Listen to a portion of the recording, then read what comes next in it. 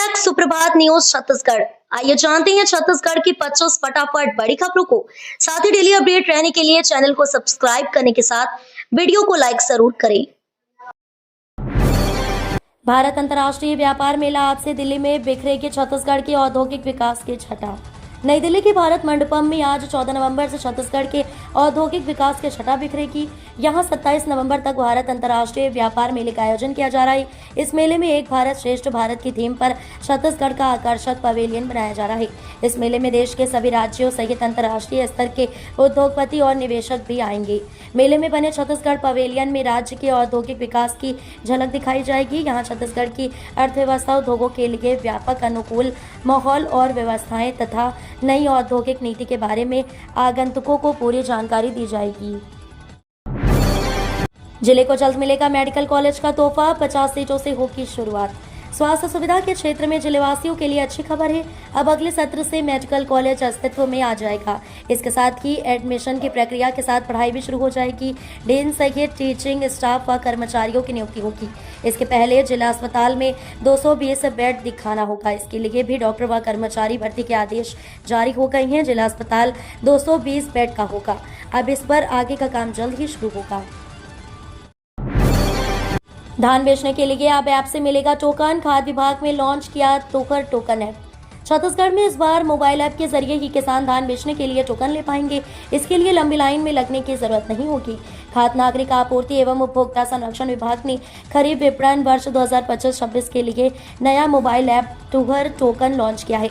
इस ऐप को Google play store से डाउनलोड किया जा सकता है। इसके लिए किसानों को पहले आधार कार्ड के जरिए रजिस्ट्रेशन कराना होगा। हर दिन सुबह 8 बजे से आवेदन की प्रक्रिया शुरू होगी, जिसके जरिए किसान खरीदी के लिए टोकन बना सकेंगे।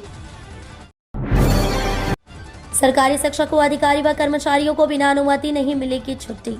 भारत निर्वाचन आयोग के आदेश के मद्देनजर छत्तीसगढ़ में एसआईआर विशेष गहन पुनरीक्षण का कार्य प्रारंभ हो गया है। एसआईआर में जिन शिक्षकों, अधिकारी व कर्मचारियों की ड्यूटी लगाई गई है, उनकी छुट्टियां कैंसिल कर दी गई हैं। आयोग की अनुमति के बगैर इनको अवकाश नहीं मिलेगा। राज्य निर्वाचन आयोग ने प्रदेश भर के कलेक्टर्स को पत्र लिखकर आदेश के परिपालन के संबंध में दिशा निर्देश जारी किया है। आदेश के बाद भी बिना अनुमति अवकाश पर जाने वाले अधिकारी व कर्मचारियों के खिलाफ कार्रवाई की चेतावनी आयोग ने दी है। पीआरएसयू में जल्द शुरू होगा open and distance learning course. NAAC से A+ मिलने के बाद एलिजिबल। पंडित रविशंकर शुक्ल विश्वविद्यालय में अब जल्द open and distance learning course शुरू हो सकता है। यूनिवर्सिटी को हाल ही में एनएएसी से A+ ग्रेड मिला है। यूजीसी के नियमों के मुताबिक केवल A या A+ ग्रेड वाले विश्वविद्यालयों को ही ऐसे कोर्स संचालित करने की अनुमति होती है। बीते दिनों हुई कार्य परिषद के डिस्टेंस लर्निंग की 100वीं बैठक में इस प्रस्ताव पर चर्चा की गई। बैठक में तय किया गया कि विश्वविद्यालय अब यूजीसी को औपचारिक आवेदन भेजेगा। अनुमति मिलने के बाद ये कोर्स अगले शैक्षणिक सत्र से शुरू किए जा सकते हैं। रेलवे स्टेशन को निजी कंपनियों के हाथों देने की तैयारी। रेलवे प्रशासन अब अमृत भारत योजना के तहत विकसित हो रहे रेलवे स्टेशनों की देखरेख सहित अन्य व्यवस्थाओं को अब निजी हाथों में देने की तैयारी कर रहा है। साथ ही खाली पड़ी जमीनों में डेवलपर्स और उद्योगपतियों को 35 साल की लीज पर देकर उनसे भी राजस्व वसूल किया जाएगा। रेलवे का दावा है कि इससे युवाओं के लिए सुविधा युक्त रोजगार के साधन भी बढ़ाए जा रहे हैं। सुविधाओं के जरिए छोटे छोटे रोजगार के रास्ते खुलेंगे, जैसे ticketing, e catering, water vending stall, parcel cargo के जरिए युवाओं को जोड़ने की कोशिश की जाएगी। गांव की नई सूची में गड़बड़ी, 708 गांव गायब। बस्तर से लेकर रायपुर के गांव शामिल नहीं। छत्तीसगढ़ के रायपुर प्रदेश के 708 गांव की भौगोलिक जानकारी केंद्र सरकार के सांख्यिकी एवं कार्यक्रम क्रियान्वयन मंत्रालय की सूची से गायब है। वजह यह है कि गांव के नगर निगम पालिका या नगर पंचायतों में शामिल होने के बाद नगरीय प्रशासन विभाग ने इसका नोटिफिकेशन सांख्यिकी विभाग को नहीं भेजा, जिसकी वजह से अब नगर पालिका या गाँव का दायरा तय करने में दिक्कतों का सामना करना पड़ रहा है। अगले वर्ष से जनगणना शुरू होनी है। सांख्यिकी विभाग ने अभी से इसकी कवायद शुरू कर दी है। रायपुर में 18 से 25 दिसंबर तक लगेगा स्वदेशी मेला। देश भर से आएंगे शिल्पकार और उद्यमी। छत्तीसगढ़ की राजधानी रायपुर में भारतीय विपणन विकास केंद्र की ओर से इस वर्ष भी स्वदेशी मेला रायपुर 2025-26 का आयोजन किया जाएगा। ये मेला 18 से 25 दिसंबर तक साइंस कॉलेज मैदान में लगेगा। इस आयोजन में 350 से अधिक स्वदेशी वस्तुओं के स्टॉल एक ही स्थान पर लगेंगे, जिनमें हस्तशिल्प, वस्त्र, आभूषण, घरेलू सामान, हर्बल उत्पाद और पारंपरिक वस्तुएं शामिल होंगी। इसके साथ ही प्रतिदिन मेहंदी, रंगोली, चित्रकला और समूह नृत्य जैसी प्रतियोगिताएं होंगी। मेले में छत्तीसगढ़ सहित गुजरात, राजस्थान, पंजाब, उड़ीसा और आंध्र प्रदेश के सांस्कृतिक झरोखे और पारंपरिक व्यंजन आकर्षण का केंद्र रहेंगे।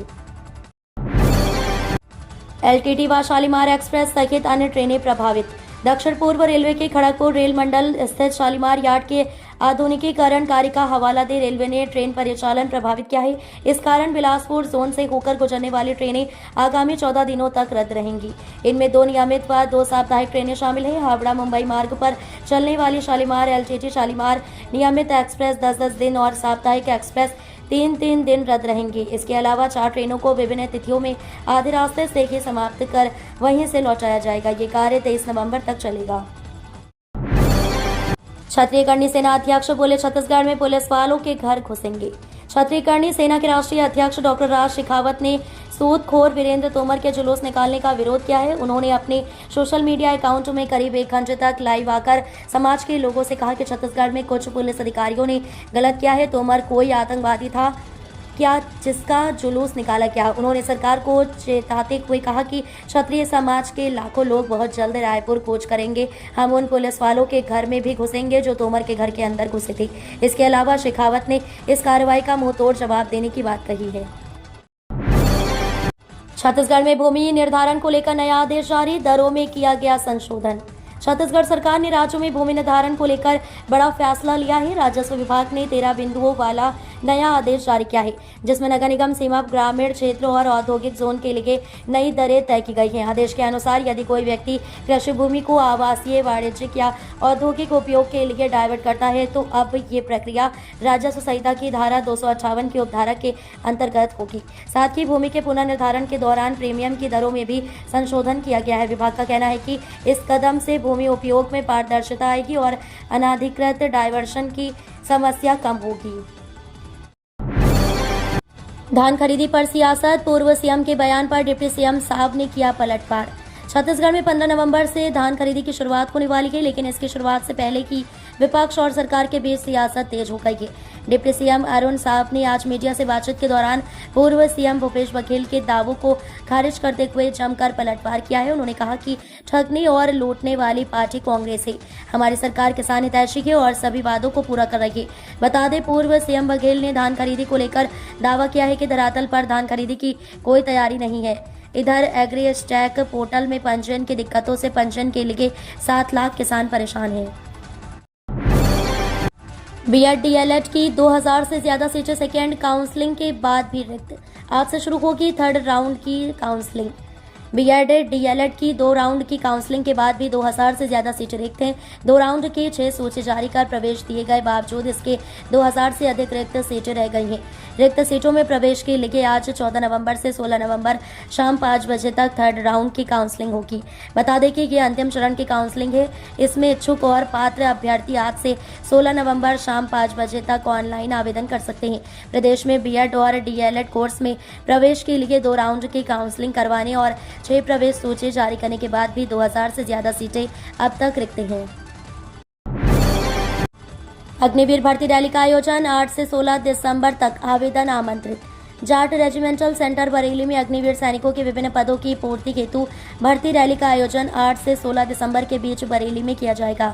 जिला सैनिक कल्याण बोर्ड कार्यालय से प्राप्त जानकारी के अनुसार अग्निवीर सामान्य ड्यूटी, लिपिक एवं ट्रेड्समैन के विभिन्न पदों पर भर्ती की जाएगी। उक्त भर्ती रैली में केवल भूतपूर्व सैनिकों एवं सेवारत सैनिकों के पुत्र तथा सगे भाई ही पात्र होंगे। इस संबंध में बताया गया कि ये भर्ती रैली युद्ध विधवाओं के पुत्रों, जाट रेजिमेंट के भूतपूर्व एवं सेवारत सैनिकों, युद्ध के दौरान शहीद एवं घायल सैनिकों के पुत्रों तथा सगे भाइयों के लिए आयोजित की जाएगी। बीजापुर में मोतियाबिंद ऑपरेशन के बाद 9 मरीजों की बिगड़ी तबीयत, जांच करेगी 3 सदस्यीय टीम। जिला अस्पताल बीजापुर में हुए नेत्र ऑपरेशन के बाद जटिलता के मामले में आयुक्त सह संचालक डॉक्टर प्रियंका शुक्ला ने 3 सदस्यीय जांच टीम गठित की है। ये टीम नेत्र ऑपरेशन में आई जटिलता के कारणों की जांच एवं घटना की पुनरावृत्ति रोकने के लिए प्रकरण की जांच करेगी।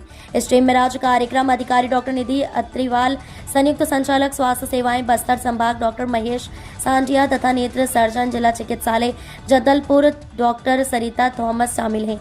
ये जांच समिति 3 दिन में अपनी जांच रिपोर्ट को आयुक्त सह संचालक स्वास्थ्य सेवाएं के समक्ष प्रस्तुत करेगी। 27 लाख के 6 इनामी नक्सली ढेर, भारी मात्रा में हथियार विस्फोटक बरामद। छत्तीसगढ़ के बीजापुर जिले में सुरक्षा बलों को नक्सलियों के खिलाफ एक बड़ी कामयाबी हाथ लगी है। जिले के नेशनल पार्क क्षेत्र के कांदुल नार, कचलारम और गुज्जा कोंटा के जंगलों में पुलिस और नक्सलियों के बीच हुई भीषण मुठभेड़ में 27 लाख रुपए के इनामी 6 खूंखार नक्सली मारे गए हैं। इस संयुक्त अभियान को डीआरजी बीजापुर, डीआरजी दंतेवाड़ा और एसटीएफ की टीमों ने अंजाम दिया। सुरक्षा बलों को DKSZ CM Babarao, Madhed area committee incharge DVCM Kanna उर्फ बुचन्ना, डीवीसीएम उर्मिला, डीवीसीएम मोहन करती सहित पश्चिम बस्तर डिवीजन के करीब 50 से 60 माओवादियों के एक बड़े समूह की मौजूदगी की सूचना मिली थी। रेलवे स्टेशन को निजी कंपनियों के हाथों देने की तैयारी। रेलवे प्रशासन अब अमृत भारत योजना के तहत विकसित हो रहे रेलवे स्टेशनों की देखरेख सहित अन्य व्यवस्थाओं को अब निजी हाथों में देने की तैयारी कर रहा है। साथ ही खाली पड़ी जमीनों में डेवलपर्स और उद्योगपतियों को 35 साल के लीज पर देकर उनसे भी राजस्व वसूल किया जाएगा। रेलवे का दावा है कि इससे युवाओं के लिए सुविधा युक्त रोजगार के साधन भी बढ़ाए जा रहे हैं। सुविधाओं के जरिए छोटे छोटे रोजगार के रास्ते खुलेंगे और जैसे ticketing, e catering, water vending stall, parcel, cargo के जरिए युवाओं को जोड़ने की कोशिश की जाएगी। चिल्फी में 2 ट्रक से 647 क्विंटल अवैध धान जब्त, सीमावर्ती क्षेत्रों में बढ़ाई गई चौकसी। 15 नवंबर से शुरू होने वाले धान खरीदी सीजन के मद्देनजर जिले के सीमावर्ती इलाकों में अवैध धान परिवहन की रोकथाम के लिए प्रशासन ने चौकसी तेज कर दी है।